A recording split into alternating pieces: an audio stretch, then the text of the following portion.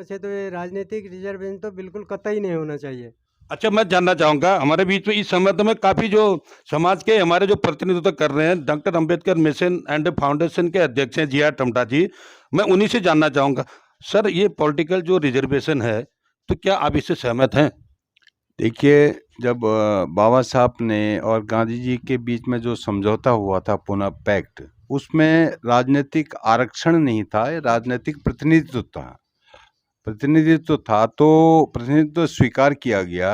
इस तरह से देश के अंदर चाहे पार्लियामेंट हो, विधानसभाएं हो, विधान परिषद हो, और तमाम राजनीतिक संस्थाएं जो भी हैं, चाहे वो जिला पंचायत हो या फिर नगर निगम हो, नगर पालिका हो, नगर पंचायत हो, तो उसमें प्रतिनिधित्व की बात आई थी। लेकिन ये जो बाबा साहब की मंशा थी, कम्युनल अवार्ड जो था, उसके बदले उन्होंने एक बात ये स्वीकार की कि मेरी जिंदगी की सबसे पहली हार है। कम्युनल अवार्ड वो चाहते थे जिसमें डबल वोट राइट था। इस देश के अंदर दो तरह के प्रतिनिधि होते, एक तो वंचित वर्ग के और एक सामान्य वर्ग के, और हर सीट में होते वो, जिससे पार्लियामेंट जो है संतुलित होती। लेकिन उसके बदले गांधी जी जो है पूना की यरवदा जेल में आमरण अनशन पर बैठ गए। वो अधिकार देना नहीं चाहते थे, कम्युनल अवार्ड पास कराना नहीं चाहते थे। तो तब जो है यरवदा जेल में उनकी स्थिति ऐसी दयनीय हो गई कि अंतिम सांस गिनने लगे वो। तो बाबा साहब ने एक उदारता का परिचय दिया, तमाम प्रेशर के बाद उदारता का परिचय दिया। गांधी जी की जान बचाने के लिए पूना पैक्ट पर हस्ताक्षर किए गए। जी सर, मैं फिर आपके पास लौटूंगा। इस बीच मैं जानना चाहूंगा, हमारे बीच में पूर्व कमिश्नर साहब हैं R R Arya ji. Sir ने एक बात कही, सर, आरक्षण और प्रतिनिधित्व, तो किस तरह से देखते हैं आप आरक्षण और प्रतिनिधित्व में? क्या आपको कोई अंतर दिखाई देता है सर?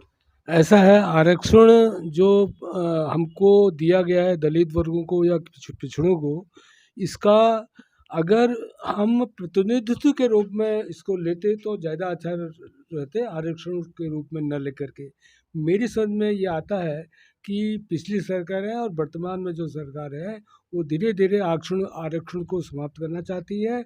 और मैं तो इतना तक कहना चाहता हूँ, अगर ये आरक्षण खत्म होने से पहले राजनीति जो ये आरक्षण है ये समाप्त होना चाहिए। क्योंकि कई उदाहरण हमारे सामने ऐसे हैं जो कि हमारे चुने हुए शेड्यूल कास्ट के एमपी थे, वो एक बार एक प्रधान राष्ट्रपति जी से मिलने गए, 80 एमपीओं को राष्ट्रपति ने मिलने का समय तक नहीं दिया। तो इनकी सोच ये बताती है कि ये हमको अभी भी उसी निगाह से देखते हैं जिस प्रकार के ये पूर्व में देखते थे। जी सर, बिल्कुल बिल्कुल, आपकी बात का इशारा मैं समझ रहा हूँ।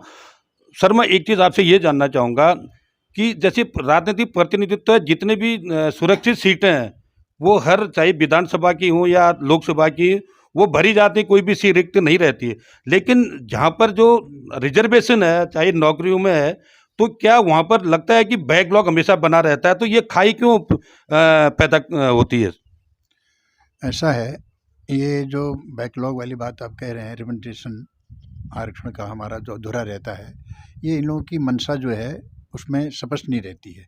ये नहीं चाहते हैं कि मतलब जो है लिख देंगे भी तुम्हें, हमें कैंडिडेट अवेलेबल नहीं हुए।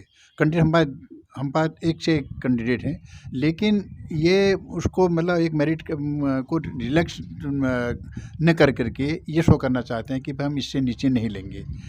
लेकिन ये गलत है। हमने कई जगह हमने ऐसा काम कराया कि भाई जो अगर कहीं पर कैंडिडेट पद नहीं होते हैं तो कैंडिडेट तो हैं, लेकिन उसको मेरिट में नहीं आया तो मेरिट को रिलैक्स करो थोड़ा सा। अगर आपको रिप्रेजेंटेशन पूरा रखना है तो उनको, अगर आपने रिप्रेजेंटेशन नहीं रखना है, कुछ पोस्ट छोड़ देनी है, बचा देनी है, तो ये गलत बात है।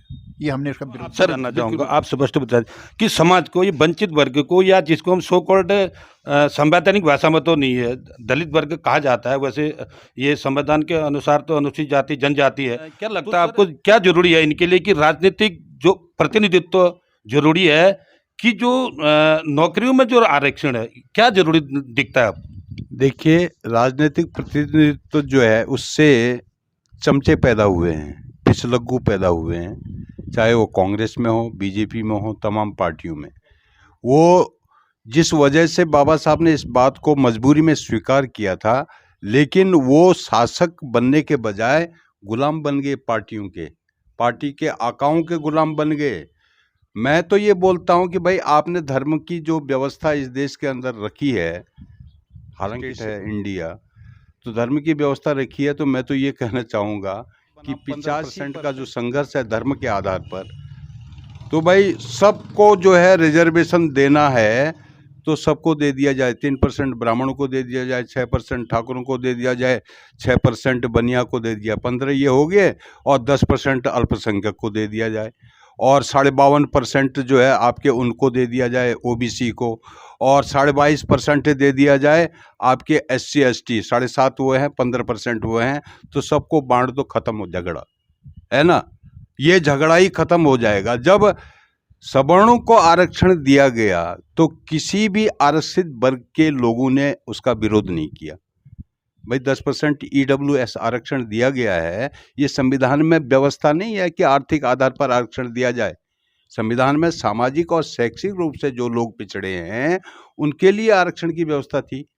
तो भाई इन्होंने जो है EWS, इकोनॉमिकली वीकर सेक्शन के लिए आरक्षण, जो संविधान विरोधी कदम है, हम इसका विरोध नहीं कर रहे हैं, तो इन्होंने लिया है, तो उस वर्ग में भी रह गए पीछे, तो उनको आगे लाओ। बिल्कुल सर, बिल्कुल आपकी सोच बिल्कुल समतामूलक सोच है, यही भारत का संविधान भी कहता है। लेकिन क्या सर आपको ये लगता है कि कई बार ऐसी भी चर्चाएं होने लगी हैं कि जो शेड्यूल कास्ट शेड्यूल ट्राइब का जो रिजर्वेशन है, इसमें भी क्रीमी लेयर को लागू करने की कुछ सुगबुगाहट ऐसी सुनाई दी, क्या लगता है आपको सर? ये जो है 10% EWS को आरक्षण देने की वजह से क्रीमी लेयर वाली पोजीशन में 10% उन्होंने आरक्षण ले लिया।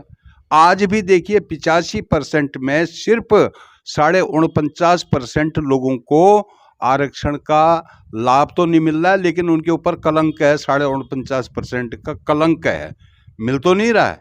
क्योंकि राजनीति में आरक्षण दिया तो कुछ ही परिवार पले बढ़े, 131 सांसद हैं वही पले बढ़े, उन्होंने कोई जिम्मेदारी तो निभाई नहीं।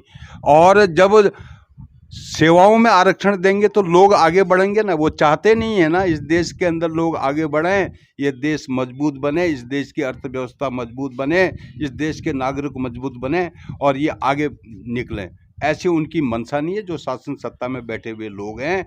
इसलिए राजनीतिक आरक्षण का हम विरोध करते हैं, इसलिए करते हैं क्योंकि हमारे प्रतिनिधि पार्टी आकाओं के प्रति वफादार हैं, अपने समाज के प्रति। बिल्कुल आपने देखा कि माननीय जी.आर. टम्टा जी का स्पष्ट कहना है कि जो ये राजनीतिक दलों से चुनकर सुरक्षित सीटों से SC ST की जो सांसद या विधायक जाते हैं वो समाज की बात नहीं उठाते हैं, वो जिस राजनीतिक दल से चुन के जाते हैं वो उसी के हो जाते हैं, जिसका परिणाम है कि आज पूरे भारतवर्ष में चाहे केंद्र सरकार की हो या राज्य सरकार की सेवाओं में अनुसूचित जाति जनजाति का जो प्रतिनिधित्व है सरकारी सेवाओं में वो बहुत अल्पतम है, और हजारों सैकड़ों जो बैकलॉग के पद वो हैं अभी खाली हैं, और वो जो है अभी तक किसी ने भी ठोस कदम नहीं उठाया है। और हर 10 साल में जो है ये जो राजनीतिक प्रतिनिधित्व वाला रिजर्वेशन है इसको जो है बिना कहे ही जो है बढ़ाया जा